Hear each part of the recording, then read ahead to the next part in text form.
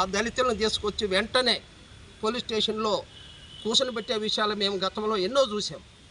మరి ఇప్పుడు అగ్రకులాలకు సంబంధించినటువంటి వాళ్ళు ఇంటిపైన దాడి చేసి మరి బైకును కూడా తగలబెట్టి చిన్న పాప మీద కత్తి పెట్టి మరి ఇంత దారుణంగా చేస్తే కూడా ఇప్పటికి 3 రోజులైనా కూడా కేసు నమోదు కాలేదంటే దీన్ని ఆలోచించాల్సినటువంటి విషయం ఎంతైనా ఉందని చెప్పేసి ఈ సందర్భంగా తెలియజేస్తున్నాం.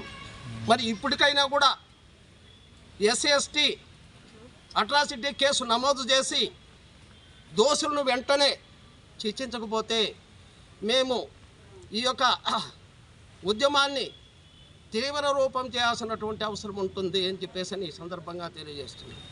కాబట్టి వెంటనే పోలీసు యంత్రాంగం జోక్యం చేసుకొని SC/ST అట్రాసిటీ కేసు కట్టి దోషులను వెంటనే అరెస్ట్ చేయాలని చెప్పేసి మేము కోరుకుంటున్నాం. ఎందుకంటే మీకు తెలుసు పోలీసు యంత్రాంగం ఎంత నిర్లక్ష్య ధోరణిని అవలంబిస్తున్నటువంటి విషయాన్ని కూడా మేము ఈ సందర్భంగా తెలియజేస్తున్నాం. మరి అదే మీరు కేసు కట్టి కానీ అరెస్ట్ చేసి కానీ ఉంటే మేము ఈ ధర్నాలు రాస్తారోకోలు చేయాల్సినటువంటి అవసరం లేదు. మరి అదే ఇంకొక విషయాన్ని గుర్తు చేస్తున్నాం. తెలుగుదేశంలో ఉన్నటువంటి మాదిగలపైన దాడి జరిగిన, వైసీపీలో ఉన్నటువంటి మాదిగలపైన దాడి జరిగిన MRPS మాత్రమే వాళ్ళను ఆదుకుంటుందని చెప్పేసి ఈ సందర్భంగా తెలియజేస్తూ విరమిస్తున్నాం.